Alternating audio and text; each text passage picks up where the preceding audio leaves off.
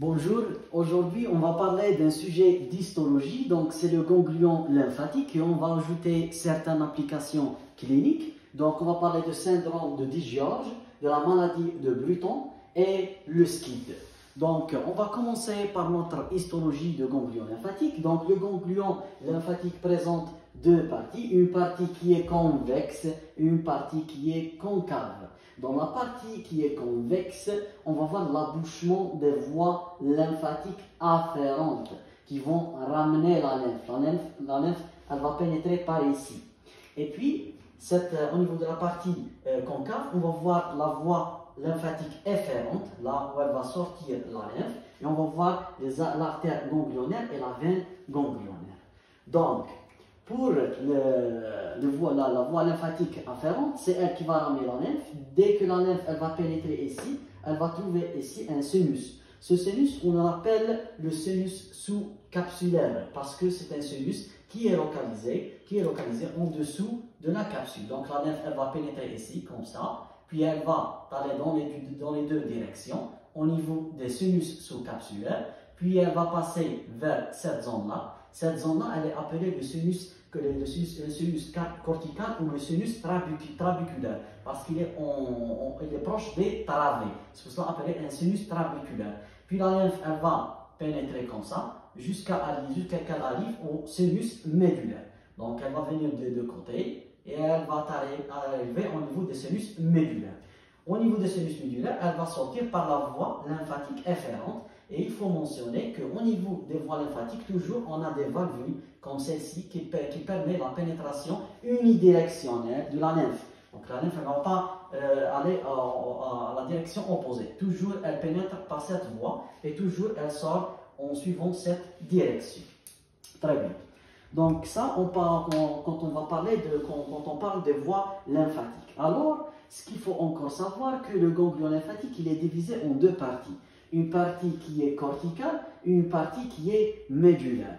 La partie corticale, donc, elle comporte une partie externe qui comporte quoi? Comporte ce qu'on appelle les follicules lymphoïdes. Ces follicules lymphoïdes, ce sont faits par les cellules B. Donc, ce sont les lymphocytes B qui vont venir ici pour former le follicule lymphoïde.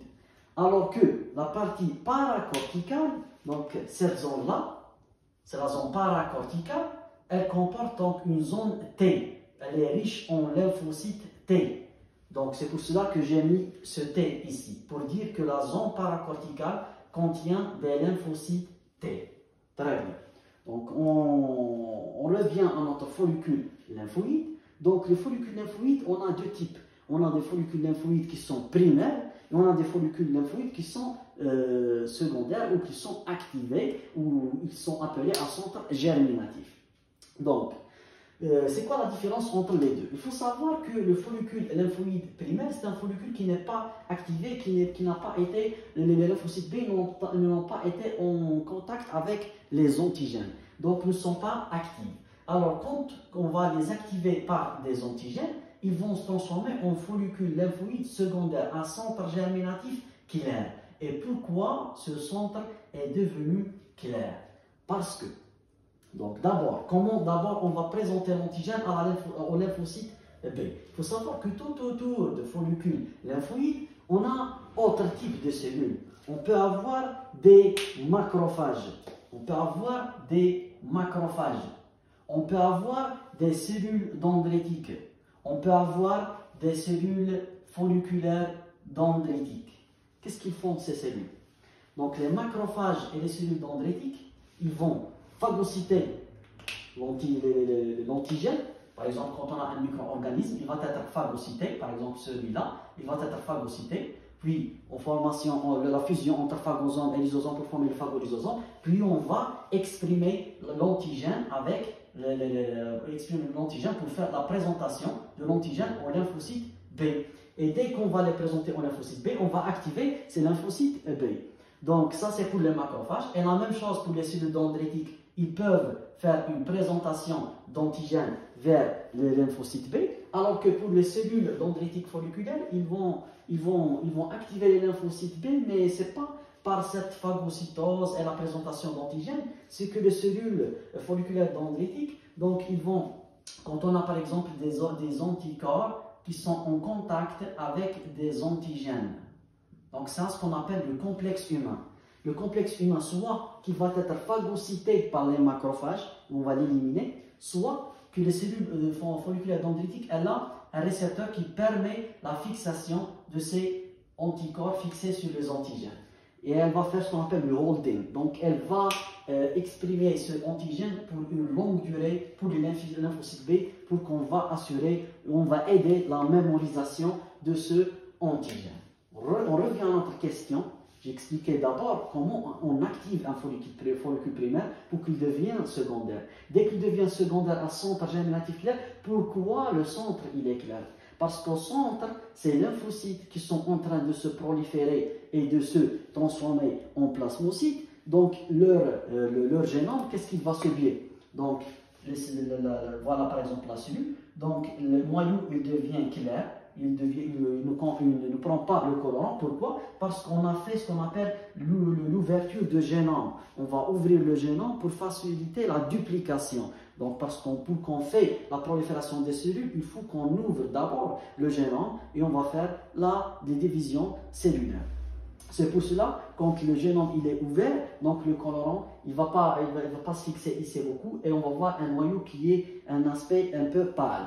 Et c'est pour cela qu'on dit un centre germinatif qui est clair. Très bien. Bon, après qu'on va activer et on va transformer les lymphocytes B en plasmocytes, ces plasmocytes ils vont migrer à partir de cette zone, ils vont migrer jusqu'à la zone médulaire. La zone médulaire, c'est la zone de localisation des plasmocytes. Les plasmocytes, ce sont des cellules qui sont un aspect ovalaire avec un noyau qui ressemble à un rayon de roue. Ils vont se localiser ici. Pourquoi? Pour qu'ils vont libérer des anticorps vers la voie lymphatique et puis ils vont regagner la circulation sanguine et ils vont aller vers la zone où on a une infection. Très bien. Donc, on revient à un autre point, c'est qu'en plus qu'autour de follicules lymphoïdes, on a des macrophages, des cellules dendritiques et des cellules folliculaires dendritiques, on a un autre type de cellules, ce sont les cellules réticulaires. Ces cellules réticulaires, qu'est-ce qu'ils vont faire? Ils vont libérer un collagène de type 3. Quand ils vont libérer le collagène de type 3, ils vont aider à la formation de ces travées. Donc, on sait que le ganglion lymphatique il est entouré par une capsule conjonctivo-adipeuse qui va envoyer des travées. D'où ils vont venir ces travées? C'est à travers ces réticulocytes qui vont libérer le collagène de type 3 pour aider à la formation de ces travées. Très bien. Par suite, il y a une autre question. Ces lymphocytes T et ces lymphocytes B, comment ils vont gagner, ils vont se localiser au niveau de ce ganglion lymphatique? D'où ils vont venir et comment ils vont se localiser au niveau de ces zones-là? C'est que ces cellules lymphocytaires T et B, ils vont venir à partir de la moelle osseuse. Donc, ils vont venir à partir de la moelle osseuse, ils vont sortir. Donc, on va voir des lymphocytes B et on va voir des lymphocytes T. Ces lymphocytes B et T, ils vont aller vers la circulation sanguine au niveau des artères. Dès qu'ils vont entrer au niveau de l'artère ganglionnaire, ils vont pénétrer, puis on va voir quoi? On va voir la formation des capillaires. Donc, on va prendre cette artère au niveau de cette zone-là. Donc, on a l'artère, elle est comme ça. Ils vont former des capillaires. Et puis, capillaire du côté artériolaire, puis le côté vénulaire. Vénulaire, c'est en bleu, beaucoup plus. Donc, vénulaire. Puis, on va former les vénules post-capillaires. Dans les vénules post-capillaires, donc on sait qu'au niveau de l'éveil, souvent qu'on va trouver des cellules endothéliales qui sont faites comme ça. Comme ça, des cellules endothéliales. Mais dans les vénules post-capillaires de ganglion lymphatique, on a des cellules endothéliales qui sont hautes. Donc, ce sont des cellules qui sont hautes. Et quand les cellules sont hautes, le sang, quand il va venir de ce côté, il va être d'abord, il va diminuer sa vitesse. En plus de ça, ces cellules-là, donc ces cellules-là, B et T, quand ils vont venir ici, ils vont trouver un certain récepteur qui est ici. Ce récepteur, il fixe les cellules au niveau de ces récepteurs. Donc, on va DB et on va voir dt. Donc, dès qu'on va les fixer, on va forcer la pénétration de ces cellules. Dès qu'on va forcer la pénétration, les B ils vont gagner le follicule lymphoïde et les T ils vont gagner la zone paracorticale. Très bien. Maintenant, on va parler de certaines applications cliniques donc de ganglions lymphatiques. Donc, de quoi on va parler? On va parler d'abord de syndrome de Digeorge. C'est quoi le syndrome de Digeorge? Donc, le syndrome de Digeorge, c'est qu'on a un problème d'abord qui est congénital, de sorte qu'on a un défaut de développement des arcs bronchiaux. Donc, le troisième et le quatrième arc, ces arcs-là sont responsables de donner le thymus, la parathyroïde. Donc, quand ces arcs sont, donc ils ont un développement embryonnaire qui est altéré, donc on ne va pas avoir un thymus. Quand on ne va pas avoir un thymus, donc le thymus c'est la zone où on va voir la maturation des lymphocytes T. Donc, quand ces lymphocytes sont absentes, donc ils ne vont pas se localiser au niveau de ganglion. Donc, parce que cette zone-là, c'est la zone paracorticale, c'est la zone des lymphocytes T, où elle est appelée thymus dépendante. Pourquoi? Parce qu'elle dépend des lymphocytes T qui ont une maturation qui se fait au niveau de thymus. Donc, le pathologiste, donc, lors de l'anapathe, donc quand on va voir sur le microscope une absence de cette zone paracorticale, on comprend que peut-être que ce patient, il n'a pas un thymus. Il n'a pas un thymus parce que les lymphocytes T sont absentes au niveau de la zone paracorticale. Et on va s'aider avec le contexte clinique parce que ici, le patient, il ne va pas avoir encore la parathyroïde. La parathyroïde, qu'est-ce qu'elle donne? Elle donne la PTH, hormone, c'est la parathormone. Le parathormone est responsable d'élever le calcium. Quand la parathyroïde elle est absente, pas de PTH, pas d'élévation du calcium, on va voir une hypocalcémie. L'hypocalcémie, qu'est-ce qu'elle donne? Elle donne des tétanies.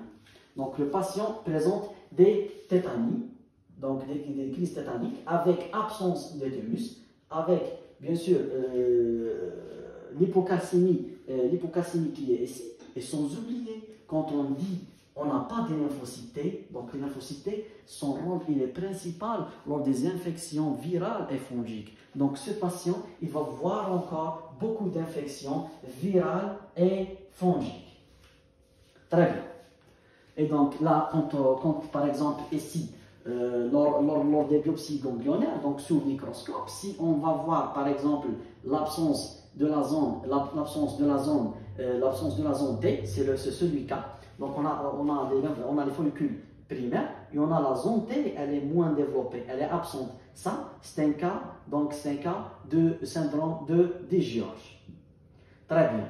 Alors, si on a par exemple sous microscope, on va voir beaucoup de centres germinatifs clairs qui sont activés. Là, on comprend qu'on a une infection, peut-être ou souvent, qui va être bactérienne, par exemple, les infections staphylococciques. Donc, on voit une zone B qui est très développée. À l'inverse, si on a une zone T qui est très développée, alors que les follicules sont primaires, donc ne sont pas activés, donc on comprend qu'on a beaucoup plus une infection, soit virale, soit fongique, parce qu'on est dans la nécessité de développer des lymphocytes contre les virus et les infections fongiques. Très bien. Donc, on va parler encore d'un autre cas. Si, par exemple, on va faire la biopsie, on va trouver l'absence de la zone B, alors que la zone T, elle est normale. Ce cas, il appartient à la maladie de Bruton. Cette maladie de Bruton, elle est appelée encore la gamma-globulinémie liée au chromosome X. A, gamma-globulinémie. Globulinémie, ce sont les anticorps. A, c'est l'absence des anticorps, qui est liée au chromosome X. Je veux dire, elle va toucher seulement les garçons. Je vais donner un moyen mnémotechnique. B, c'est pour boys. Donc, et le deuxième B, c'est pour lymphocyte B. Donc, elle touche beaucoup plus les garçons, boy, Dans cette pathologie, c'est qu'on a une mutation qui va toucher la tyrosine kinase, Bruton tyrosine kinase. Cette tyrosine kinase, elle est nécessaire au développement et à la prolifération des lymphocytes B. Quand elle est mutée, on ne va pas avoir des lymphocytes B. Et donc, les lymphocytes B, ils ne vont pas donner des plasmocytes. Pas de plasmocytes, pas des anticorps. Pas des anticorps, beaucoup d'infections. Beaucoup d'infections, c'est surtout à partir du 6e mois de la vie. Pourquoi? Parce que les 6 premiers mois de la vie, il est protégé par les anticorps de sa mère. Très bien. Ça, c'est pour la maladie de Bruton. Pour la dernière maladie, c'est le SCID. SCID, c'est quoi? Donc, c'est un déficit immunitaire qui est sévère et qui est combiné. Combiné veut dire quoi? C'est humoral et cellulaire. Humoral, c'est qui? Ce sont les lymphocytes B. Cellulaire, c'est qui? Ce sont les lymphocytes T. Sur un plan biopsie, tu vas trouver pas de zone B, pas de zone T. Donc, on comprend que ce patient, il a un déficit immunitaire sévère et qui est combiné. Donc, lymphocytes B et lymphocytes T sont absentes. C'est quoi l'étiologie de ce SCID? Donc, on a 3 étiologies, mais la principale étiologie, donc, c'est un déficit au niveau de l'adénosine déaminase. C'est quoi ça? C'est une enzyme qui est responsable de faire la déaminisation de l'adénosine et de déoxyadénosine. Ces deux-là sont des produits toxiques pour les lymphocytes. Si on ne va pas faire la déaminisation, il devient toxique pour les lymphocytes T et B, et c'est pour cela que le déficit il est combiné. Très bien. Ça, c'est l'étiologie la plus fréquente. Donc, autre étiologie, donc c'est un déficit au niveau de récepteurs de cytokine. Pourquoi un déficit au niveau des récepteurs de cytokine? Il va donner toute cette histoire. Parce que on sait que les T-helpers, ce sont eux qui vont libérer des cytokines. Et ces cytokines, ils vont aider à la transformation des lymphocytes B en plasmocytes. Ils vont aider encore dans le développement des lymphocytes T. Quand on a un déficit au niveau des récepteurs des cytokines, donc on ne va pas aider à la prolifération et au développement de ces deux types de cellules. C'est pour cela que c'est une des étiologies.